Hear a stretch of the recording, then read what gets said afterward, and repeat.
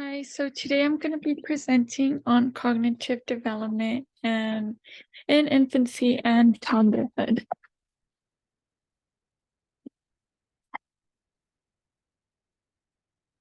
So I'm going to be using Piaget's sensory motor stage of cognitive development. So this stage has 6 substages that range from primitive reflexive response through circular reactions to intentional exploration of the world. So I'm going to read through the substages here. So first substage is reflexes, and that's from 0 to 1 month old. Then it's primary circular reactions from 1 to 4 months, secondary circular reactions from 4 to 8 months, coordination of secondary circular reactions from 8 to 12 months, ter- tertiary circular reactions from 12 to 18 months, and beginning of representational thought. Beginning of representational thought is when they start to explore their surroundings and start to understand the world around them. I have included a YouTube video here that's not working, but I do recommend that you take the time to watch it, or just look up any videos on this topic, object permanence. In this video, this child is shown bags that they look like gift bags, and when the person hides one of the bags, it's as if it no longer exists to the child.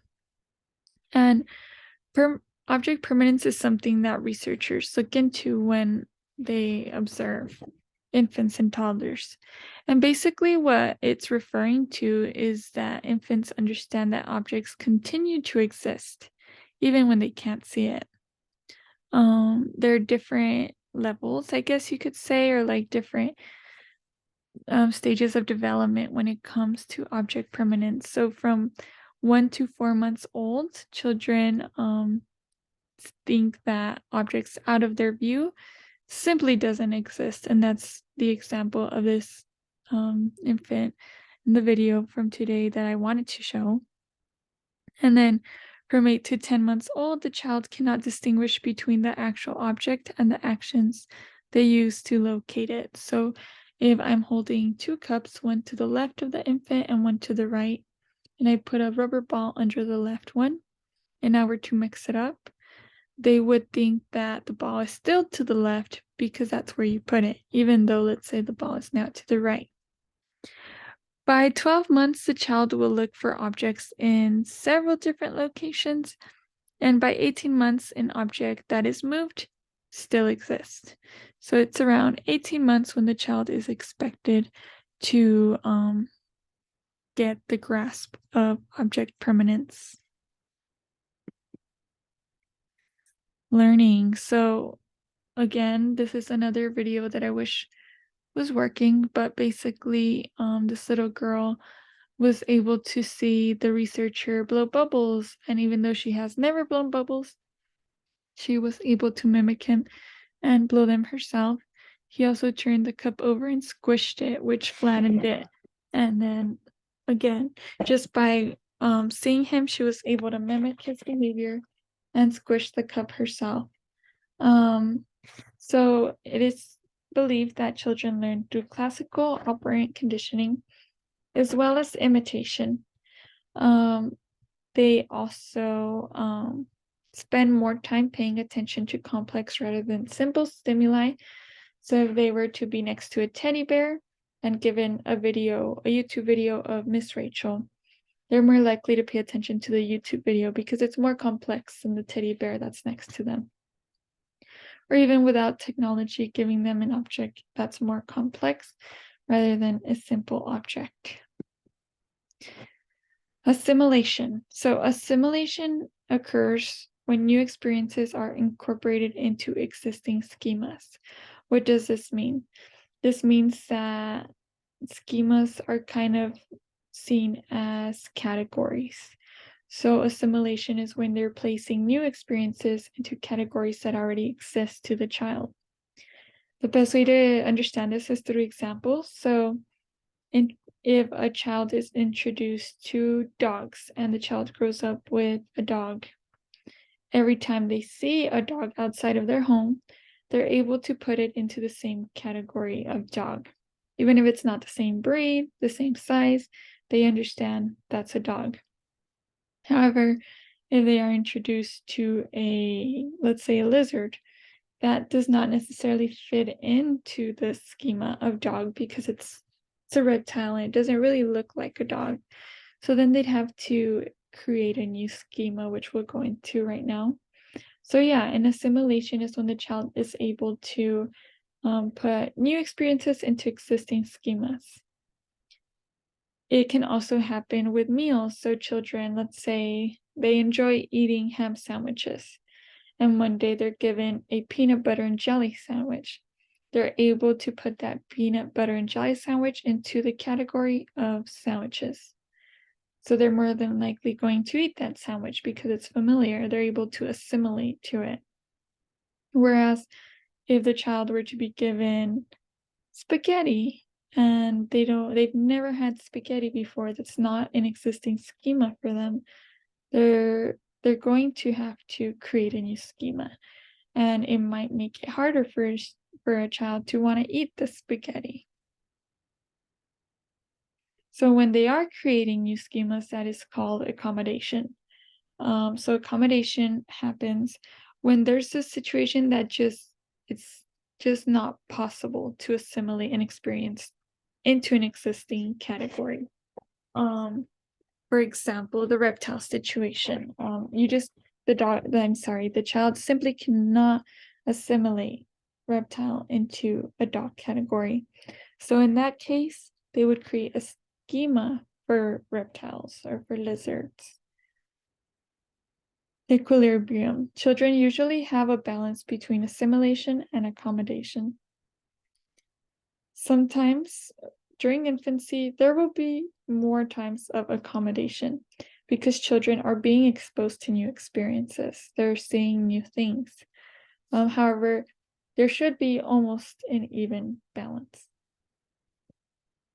Sensitive parenting. So I wanted to learn more about whether or not parenting had an influence on whether or not a child would meet their cognitive developmental milestones.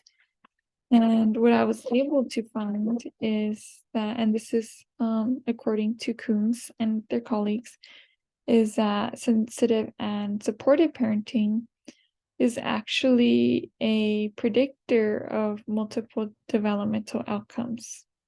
And this includes children's cognitive development.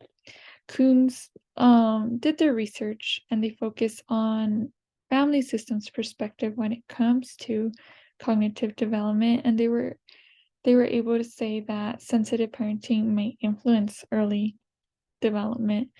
So there are different dimensions of parenting behaviors that are associated with cognitive development.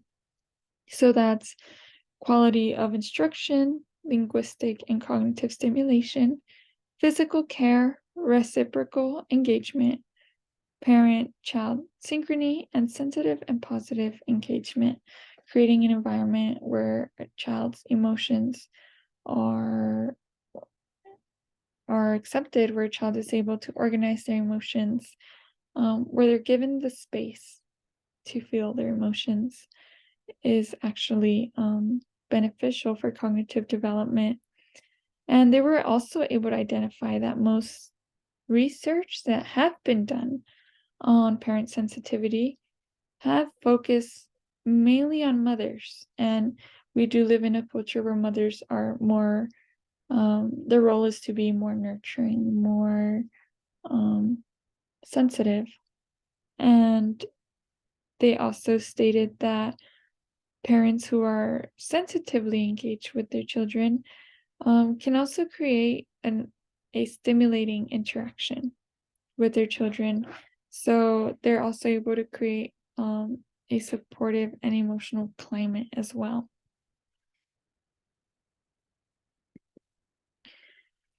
I wanted to also look into maternal stressful life events during pregnancy just to see if that would have an influence on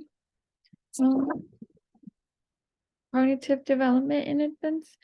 And I was able to find that prenatal exposure to natural disasters does actually have an association with lower cognitive and language abilities.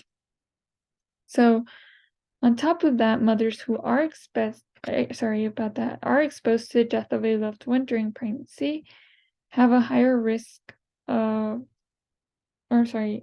mothers who are exposed to the death of a loved one during pregnancy, their children have a higher risk of affective disorders during infancy. So prenatal stressful life events can actually increase the risk of preterm birth, low birth weight, and pregnancy complications. The effects of stressful life events can actually create stress on the fetal brain, including the prefrontal cortex, hippocampus, amygdala, and functioning of hypothalamic pituitary adrenal axis.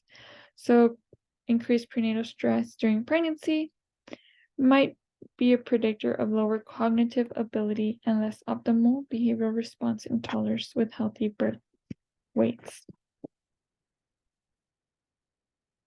I also was able to find what are cognitive developmental studies, and this is according to